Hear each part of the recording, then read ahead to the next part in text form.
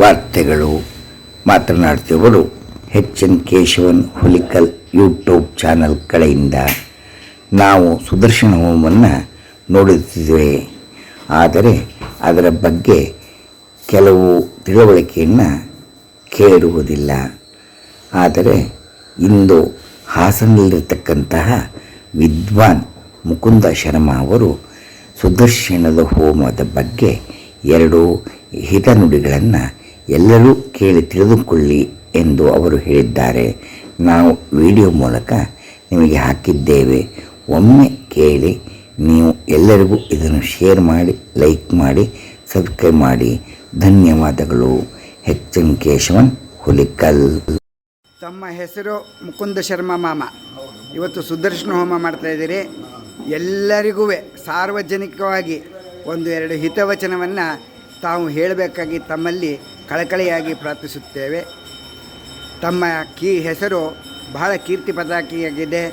ನಮ್ಮ ಅಷ್ಟಗ್ರಾಮದೆಲ್ಲ ನಿಮ್ಮ ಹೆಸರನ್ನೇ ಹೇಳ್ತಾರೆ. ಅದರಿಂದ 2 ಹಿತವಚನವನ್ನು ಹೇಳಿ.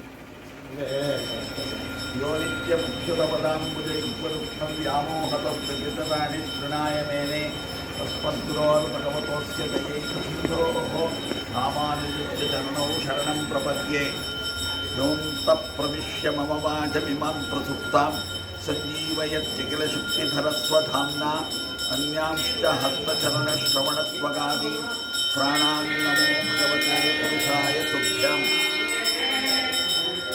ಅಸ್ಮದ್ಗುರುಭ್ಯೋ ನಮಃ, ಅಸ್ಮತ್ಪರಮಗುರುಭ್ಯೋ ನಮಃ, ಅಸ್ಮತ್ಸರ್ವಗುರುಭ್ಯೋ ನಮಃ. ಶ್ರೀಮತೆ ಕೃತುನಾಥ ಮಹಾದೇಶಿಕಾಯ ನಮಃ, ಶ್ರೀಮತೆ ನಿಗಮಾಂತ ಮಹಾದೇಶಿಕಾಯ ನಮಃ.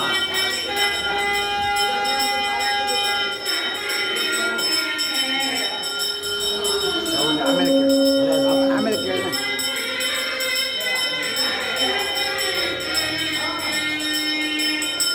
ಒಂದು ಅನುಗ್ರಹದಿಂದ ಇಲ್ಲಿ ಸುದರ್ಶನ ಹೋಮ ನಡೀತಾ ಇದೆ. ಈ ಹೋಮದ ಅವಶ್ಯಕತೆ ಏನು, ಹೋಮ ಮಾಡಬೇಕಾ, ಯಾತಕ್ಕೋಸ್ಕರ ಹೋಮ ಮಾಡ್ತಾ ಇದ್ದೀವಿ, ಇದರ ಬಗ್ಗೆ ಸುಮ್ಮನೆ ಪರಿಚಯಾತ್ಮಕವಾದ ಕೆಲ ನುಡಿಗಳು ಅಷ್ಟೇ. ಇದು ವಿದ್ವತ್ಪೂರ್ಣವಾದ ಉಪನ್ಯಾಸ ಅಲ್ಲ. ಇದು ಕೇವಲ ಪರಿಚಯ, ಎಲ್ರಿಗೂ ತಿಳಿಯೋದಕ್ಕೋಸ್ಕರ ಮಾಡುತ್ತಾ ಇರುವಂತಹ ಒಂದು ಸಂಕ್ಷಿಪ್ತವಾದ ಒಂದು ಮುನ್ನುಡಿಯ ರೀತಿಯಂತಹ ಮಾತುಗಳಷ್ಟೇ. ಯಜ ದೇವ ಪೂಜಾಯಾಮ ಸಂಕಟೀಕರಣೆ. ಯಜದಾತು ಯಜ್ಞ ಅನ್ನುವಂಥ ಶಬ್ದ ದೇವಪೂಜೆ ಸಂಘಟೀಕರಣ ಅನ್ನೋ ಅರ್ಥದಲ್ಲಿ ಸಂಸ್ಕೃತದಲ್ಲಿ ಉಪಯೋಗಿಸುತ್ತೆ. ಯಜ್ಞ ಯಜ್ಞ ಯಜ್ಞ ಅನ್ನೋ ಶಬ್ದ ಎಲ್ಲ ಕಡೆಗೂ ಬರುತ್ತೆ. ನಮ್ಮ ರಾಮಾಯಣ, ಮಹಾಭಾರತ ಎಲ್ಲ ಜಾಗದಲ್ಲೂ ಯಜ್ಞಗಳ ಬಗ್ಗೆ ಉಲ್ಲೇಖ ಇದೆ. ದಶರಥ ಮಹಾರಾಜ ರಾಮನನ್ನು ಪಡೆಯಬೇಕಾದರೆ ಪುತ್ರಕಾಮೇಷ್ಟಿ ಯಾಗ, ಯಜ್ಞ, ಅಶ್ವಮೇಧ ಯಜ್ಞ, ಯಾಗ, ಯಜ್ಞ, ಯಾಗ ಪರ್ಯಾಯ ಶಬ್ದಗಳು. ಏನು ಯಜ್ಞ ಯಜ್ಞ ಯಜ್ಞ ಅನ್ನೋ ಶಬ್ದ ಅವಾಗ ಉಪಯೋಗಿಸ್ತಾರಲ್ಲ, ನಾವು ಸಹ ಇವಾಗ ಮಾಡ್ತಾ ಇರೋದು ಸುದರ್ಶನ ಮಹಾಯಜ್ಞ.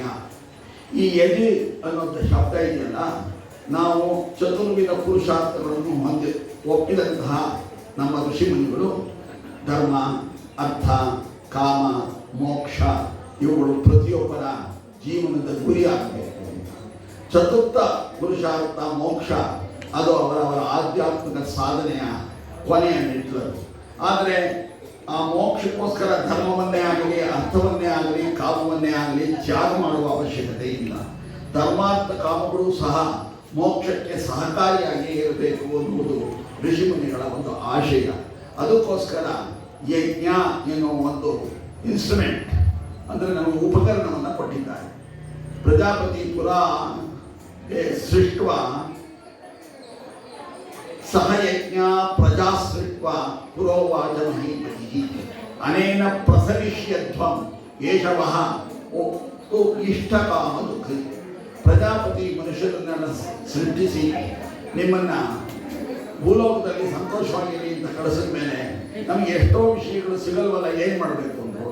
ಅವಾಗ ಯಜ್ಞ ಅನ್ನೋ ಒಂದು ಸಾಧನವನ್ನು ನಮಗೆ ಕೊಟ್ಟಿದ್ದಾರೆ.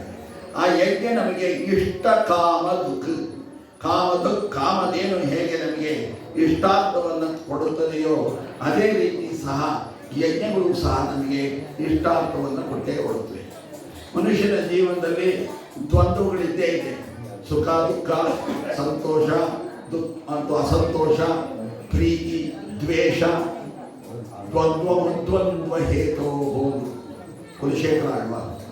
ದ್ವಂದ್ವದಿಂದ ಇರುವಂತಹ ನಾವು ಅದ್ವಂದ್ವಕ್ಕೆ ಇವುಗಳನ್ನು ಮೀರಿಯ ಒಂದು ಪರಮ ಆನಂದವನ್ನು ಪಡೆಯೋದಕ್ಕೆ ಹೋಗಬೇಕಾದಂತಹ ಸಾಧನ ಪರಮಾತ್ಮನ ಪೂಜೆ. ಪೂಜೆಗಳನ್ನು ಎಲ್ಲ ರೀತಿಯಲ್ಲೂ ಮಾಡಿದ್ರು ಸಹ ಯಜ್ಞವೂ ಒಂದು ರೀತಿಯ ಪರಮಾತ್ಮನ ಆರಾಧನಾ ರೂಪವಾಗಿ ಇದನ್ನು ಮಾಡಿ ಸರ್ವವನ್ನು ಸಹ ಸಮರ್ಪಣೆ ಮಾಡೋದು. ದುಡಿದಿದ್ದನ್ನು ಎಲ್ಲವನ್ನೂ ಮನುಷ್ಯ ತಾನೇ ಅನುಭವಿಸೋದಕ್ಕೆ ಆಗೋದಿಲ್ಲ, ಸಮಾಜಕ್ಕೂ ಕೊಡಬೇಕು. ಪಿತೃಗಳಿಗೆ, ದೇವತೆಗಳಿಗೆ ಎಲ್ಲರಿಗೂ ಸಮರ್ಪಿಸಿ ನಾವು ದೇವತೆಗಳಿಗೆ ಸಮರ್ಪಿಸಿ ಉಳಿದ ಶೇಷವನ್ನು ಪರಮಾತ್ಮ ನಮಗೆ ಕೊಟ್ಟಿದ್ದಾನೆ ಎನ್ನುವ ಭಾವನೆಯಿಂದ ಸ್ವೀಕರಿಸಬೇಕು.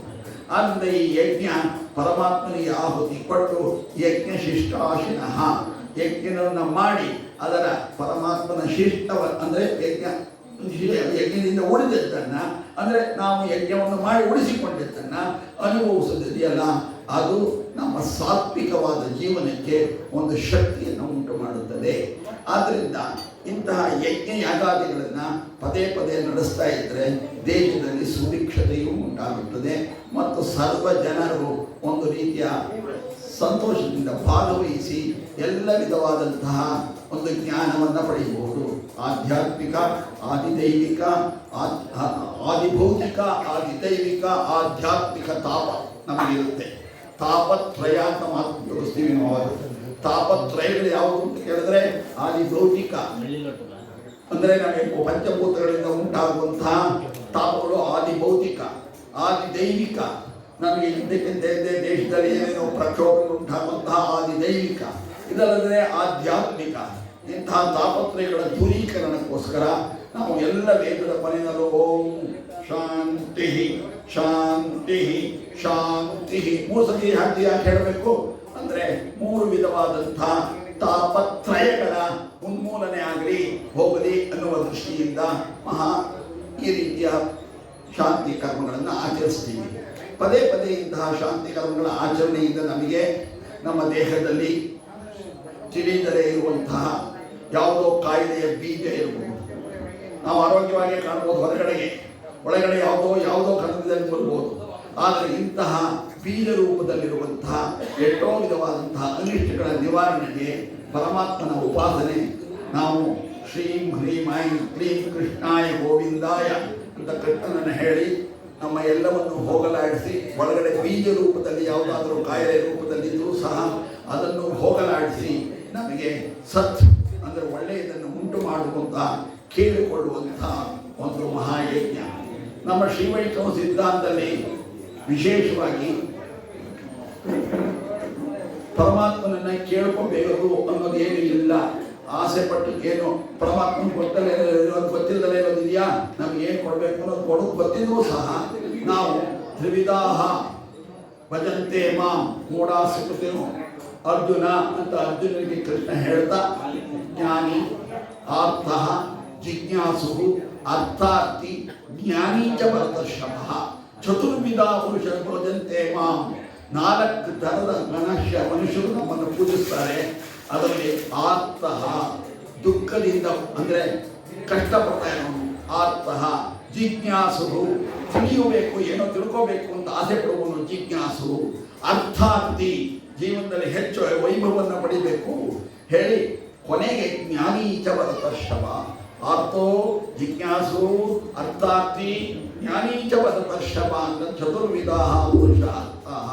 ಆದ್ದರಿಂದ ಆರ್ತರೂ ಸಹ ಆತನ ಎಲ್ಲ ಕಷ್ಟವನ್ನು ಹೋಗಲಾಡಿಸಿ ಎನ್ನುವ ರೀತಿಯ ಪ್ರಾರ್ಥನೆ ರೂಪದ ಈ ರೀತಿಯ ಸುದರ್ಶನ ಮಹಾಯಜ್ಞ. ನಾವು ಬಹಳ ಯಜ್ಞಗಳನ್ನು ನಡೆಸ್ತಾ ಇದ್ದವರು ಯಜ್ಞಗಳು ಈಗ ತಮ್ಮ ವ್ಯಾಪ್ತಿಯಲ್ಲಿ ಇಲ್ಲದೆ ಇರೋದ್ರಿಂದ ಆ ಯಜ್ಞಕ್ಕೆ ಒಂದು ರೀತಿ ಸಂವಾದಿಯಾಗಿ ಯಜ್ಞ ರೂಪದಲ್ಲಿ ಈ ಸುದರ್ಶನ ಮಹಾಯಜ್ಞವನ್ನು ಪರಮಾತ್ಮನಿಗೆ ಆರಾಧನೆಯ ರೂಪವಾಗಿ ನಾವು ಮಾಡ್ತಾ ಇದ್ದೀವಿ. ಇದರಿಂದ ಸಮಸ್ತರಿಗೂ ಸತ್ ಒಳ್ಳೆಯದು ಕಲ್ಯಾಣ ಪರಂಪರೆಗಳು ಉಂಟಾಗಿ ಅವರ ಜೀವನ ಸುಖೀಕರವಾಗಿ ಸುಖದಿಂದ ಬರಲಿ. ಮುಂದೆ ಅವರ ಜೀವನ ಆಧ್ಯಾತ್ಮಿಕ ಪ್ರಗತಿಯ ಪಥದಲ್ಲಿ ಸಾಗಲಿ ಅನ್ನೋದು ಈ ಮಹಾಯಜ್ಞದ ಉದ್ದೇಶ. ಇದನ್ನು ಹೇಳಿ ಇದರ ಪರಿಚಯ ಮಾತ್ರ ಹೇಳ್ತಾ ಇದ್ದೀನಿ. ಇನ್ನು ಇದರ ಬಗ್ಗೆ ತಿಳಿಬೇಕಾದವರು ತಿಳಿದವರ ಹತ್ರ ಕೇಳಿದ್ರು ಇನ್ನೂ ಹೆಚ್ಚಾಗಿ ತಿಳ್ಕೊಳ್ಳಿ, ಜ್ಞಾನವನ್ನು ಅಭಿವೃದ್ಧಿಪಡಿಸಿಕೊಳ್ಳಿ. ಧನ್ಯವಾದಗಳು. आशास्तेयं यजमानोऽसौ आयुराशास्ते स्वप्रजास्तमाशास्ते सकलमनस्यमाशास्ते दिव्यं धामाशास्ते यवनेन हविषाशास्ते तदस्यात् तदज्ञात् तदस्मै देवादासन्तां तदग्निं देवो देवेभ्यो वनते वयमग्नेर्मानुषाः इष्टं च वीतं च उपेतनोऽद्यावाकृतिः अगुम्हसत्पाताम् इह निर्वामस्येदं च नमो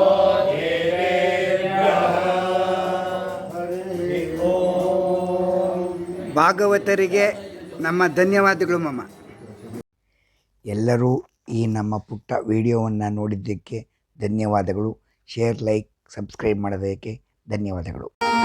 ಎಲ್ಲರೂ ಈ ನಮ್ಮ ಪುಟ್ಟ ವಿಡಿಯೋವನ್ನು